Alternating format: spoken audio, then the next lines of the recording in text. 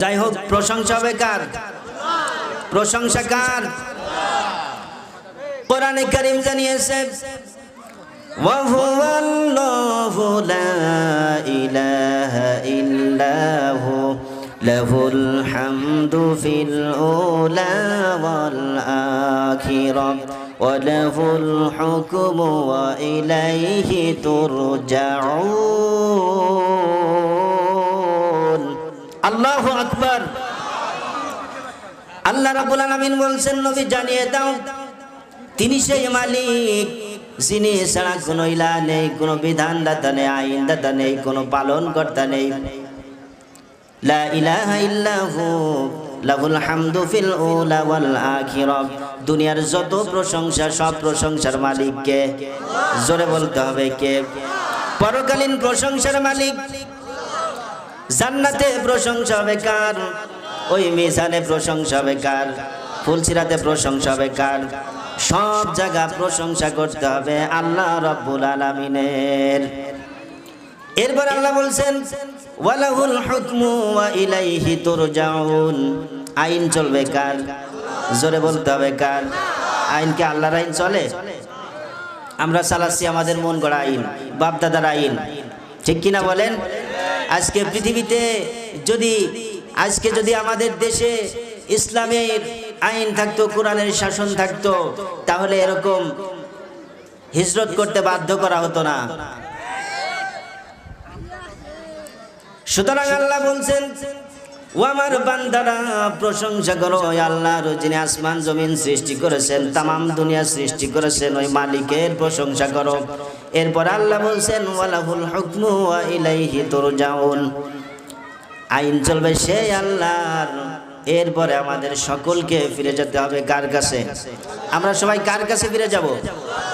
এখানে আল্লাহ সুবহানাহু ওয়া তাআলা প্রশংসার পরে তার আইনের কথা কেন বললেন? আল্লাহ রাব্বুল আলামিন বলছেন নবী জানিয়ে দাও পৃথিবীর সব মানুষই তো আমার প্রশংসা করে, কিন্তু কোরআনের আইন যারা মানে না তাদের কোনো ইবাদত বন্দেগী আমি আল্লাহ কবুল করি না। কোরআনের আইন যারা মানবে আল্লাহ তাদের প্রশংসা, তাদের ইবাদত কবুল করবেন। এই জন্য আল্লাহ পাক বলছেন ওয়ালাহুল হুকমু ওয়া ইলাইহি তুরজাউন। তাহলে হুকুম চলবে কার? চিল্লাই বলতে হবে কার?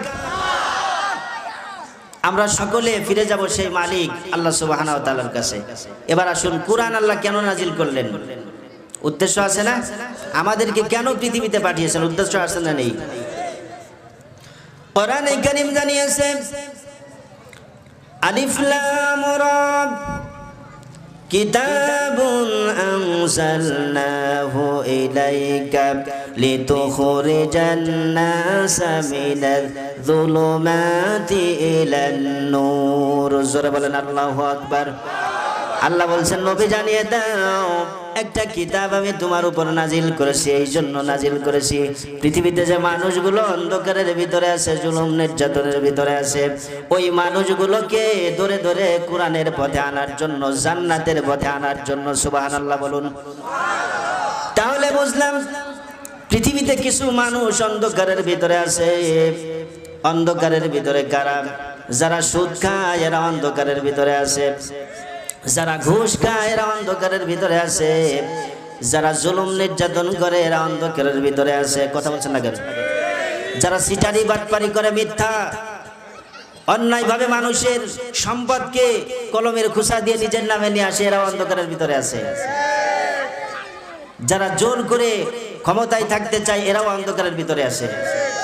সুতরাং আল্লাহ রাব্বুল আলামিন বলছেন নবী কোরআনটা আমি এই জন্য নাজিল করেছি, এই যে অন্ধকারের ভিতর মানুষগুলো আছে তামাম দুনিয়ার মানুষকে যাতে কোরআনের মাধ্যমে, কোরআনের আলোর মাধ্যমে জান্নাতের পথে নিয়ে আসতে পারেন, এই জন্য আমি কোরআন নাজিল করে দিয়েছি। সুবহানাল্লাহ। তাহলে কোরআনটা আসার একটাই কারণ, আমাদের হেদায়েতের মশাল হলো কোরআন। কোরআনটা কি? হেদায়েতের মশাল। এই কোরআন যারা আঁকড়ে ধরবে এরা জীবনে সফলতা অর্জন করবে। কোরআনকে বাদ দিয়ে যারা বাপ দাদার মত নিয়ে পথ নিয়ে দৌড়াদৌড়ি করবে ওরা কোশ্চিন কালেও পথের দিশা পাবে না। একমাত্র মানব জাতিকে হেদায়েত দিতে পারে সেটা হলো কোরআন। ঠিক কিনা বলেন? কোরআন ছাড়া হিদায়াত পাওয়া সম্ভব না।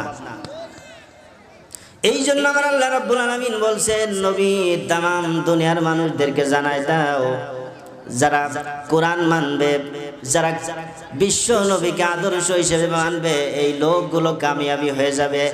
আর যারা বিরোধিতা করবে, এদের জীবনে দুঃখ ছাড়া আর কিছু নেই। কোরআনে কারীম জানিয়েছে,